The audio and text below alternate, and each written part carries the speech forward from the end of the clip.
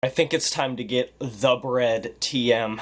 Hey, review family, keep it tight. My name is Jay Morris, review guy, and I'm back again to bring you another video. And in this one, I'm going to be covering the new Rich Brian album entitled The Sailor. So Brian Imanuel, formerly known as Rich Chigga, now Rich Brian, is an Indonesian rapper currently signed to 88 Rising, who is the hypothetically symbolic Patrick Star to the hypothetically symbolic SpongeBob that is Joji, aka Frank Miller, aka Filthy Frank, the creamy memester turned alternative R&B legend himself. Now, 88 Rising has been a little bit of a hit or miss for me. I do like some of the very moody, ambient, spacious R&B and rap trap they produce. I've liked some of Keith Ape stuff. I've liked some of Dumbfounded stuff. I was pretty lukewarm but okay on Joji's Ballads 1. I was iffy on Rich Brian's debut, Amen, and while I do like tracks here and there, there's very few 88 Rising projects I've just been head over heels for whatever reason.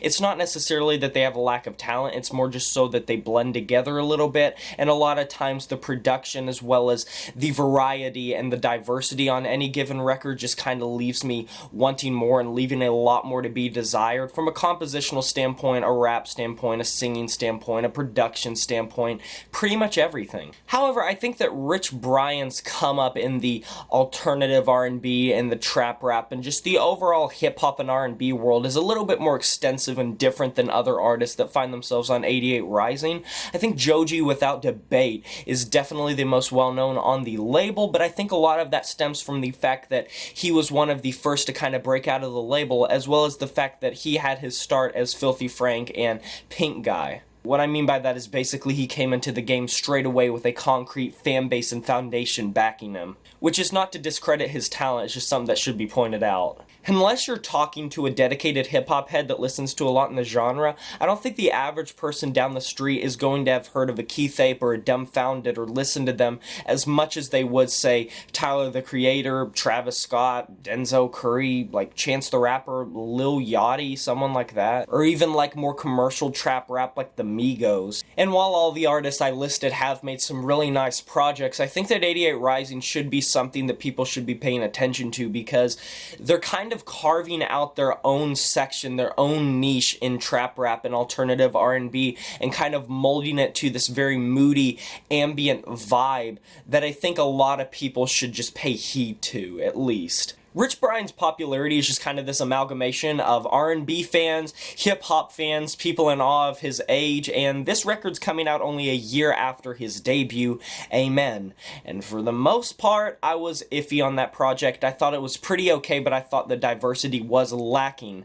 And for the most part, this record, The Sailor, it's pretty actually really good. It's one of my favorite records to come out of 88 Rising. It has a lot of spice to set it apart, and stepping into this record, I tried to just go into it blind without seeing many other reviews, reactions, that type of thing, but based on what I've seen from the internet as of the making of this review, people are very interested by this record. They're very, surprised by this record. They're loving this record. There's a lot of people that are critically acclaiming this record. Brian's cold, smooth, semi-monotone delivery is very palpable at times on a lot of these cuts, although one of my this isn't even a gripe, it's kind of a compliment. I think some of the times his beats can outshine him a little bit. Kind of like the self-titled track, like you get that mid-section breakup where he goes into a little bit of spoken word, and while I do listen, while I do read along, it's hard to not just get enveloped by the beat itself, and that's not to discredit him because the rapping on this record, especially the singing on this record, is pretty fire. It's just his beats are very good for a lot of this record, pardon some of the end. It's really a testament to how great some of his beat choices are, and I also have to commend some of his singing on the record. Rich is sounding better than he ever has before on any of his previous material, in my opinion. His singing voice really has improved, specifically on certain tracks like Yellow. And while we're on the subject of that, Yellow is easily the best produced track on the entire record, and it's probably my favorite track on the record. It's just this alternative R&B trap, a spacious banger. It's one of my favorite tracks to roll out of this genre period recently. Features vocals by the producer and vocalist Bēkon, I hope I'm pronouncing that name correctly, and the whole track just reeks of a more lavish, slightly more lavish Joji. Think Slow Dancing in the Dark Joji. It's backed by an absolutely empowered vocal performance by Rich Brian, both singing as well as kind of rapping, and it's just a fantastic track. It's more inspirited than practically anything I've ever heard on any of Rich Brian's tracks, period. Even on this record, it's like the mammoth in the track listing. The dire, ill-fated, clouded up beat just makes everything seep with this ominous aura. Full of pianos, synths blurring in and out of the background, and just some great mixing backing it all. I must say, if I haven't already, commending the production. It's fantastic. Everything sounds so great on this record. You can tell that Rich really did have a budget to work with on this record. Not that he didn't on Amen, it's just, it's really good on this record, but it doesn't, like, take away the life at all. And then you have Rapapapapa, which is basically the best track to give you a feel for what you're going to get with this record. Features the de facto leader of the Wu-Tang Clan, RZA, and it is backed by this fairly simplistic beat with somewhat lo-fi embellishments. This track also features some of, in my opinion, the best background vocal work on the entire record. They slide in and out of the background so unintrusively and so smoothly, and when they come in, it's just like makes it pop. It gives it that extra layer of just oomph. And while I do like RZA's performance and the vocal power that he encompasses, in my opinion, it just comes off as spoken word more than rapping, and I don't like that he was just cut so short. It almost seems a little bit phoned in, especially when you think of how he ends out his verse. Drive Safe, on the other hand, sounds like it could have been off Joji's Ballads 1.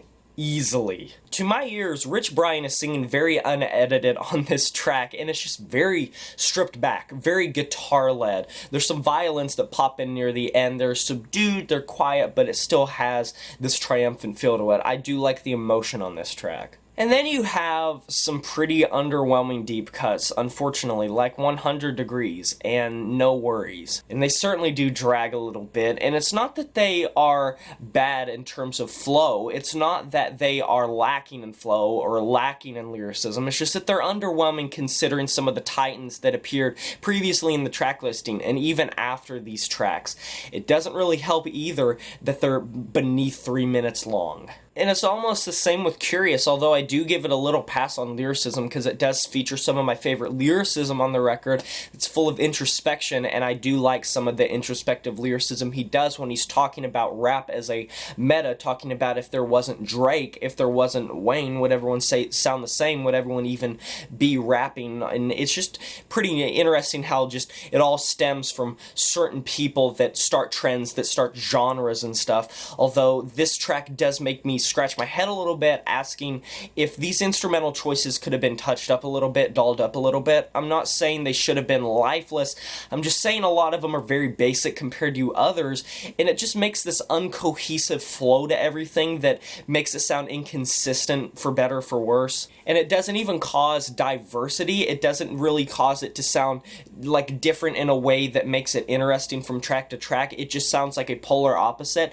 And it also is weird because some of the mixing on some of the vocals and some of the way the background vocals are mixed just sound a little bit different. I'm not entirely sure how many producers this record had, if it had a bunch of mixers that maybe were inconsistent. I don't know. I don't make the news, I just report it. And then it ends with Where Does the Time Go, featuring Joji. Of course they had to cross over on this record. The beat is a lot greater than a lot of the tracks that came before it near the latter half, although it does go through some spurts of nothingness sometimes. Nothingness in a good way, in a spacious way. I really applaud Rich Brian's expressive falsetto on this track. It's something that you don't really hear that often, as well as Joji's feature. Joji's delivery is no different than anything that he's done before, except for the fact that it's presented in a very raw and blunt way, which is different than a lot of what you got on Ballads 1, because on Ballads 1, he was constantly layering stuff, he was playing around with space, he was playing around with backing vocals and just layered vocals, almost sounding like a choir and stuff.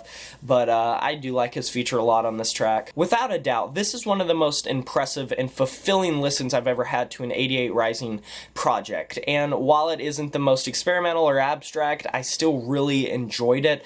Very above average, and for Rich Brian being so new to his career, so young, I think that for only having a few duds on the track listing, it's a pretty strong album overall. Yes, there are some tracks I'm just iffy on. Yes, there are some cringy moments. Yes, the production can feel sometimes wonky. Yes, he can get outshined by some of the beats, and sometimes he can outshine the beats.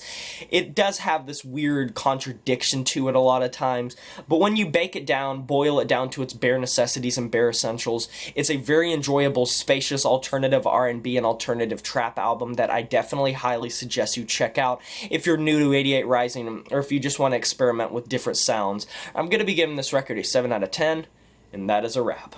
Please stay for the on-screen links and videos that you might be interested in. Have you heard this new Rich Brian album, The Sailor? Please let me know in the comment section below. I would love to discuss the record with you. Like this video if you enjoyed it. It'd help me out a lot. Subscribe to the channel if you're new here, and smash that notification bell to be notified of my future uploads. My name is Jay Morris, Review Guy, and I'm signing off saying farewell.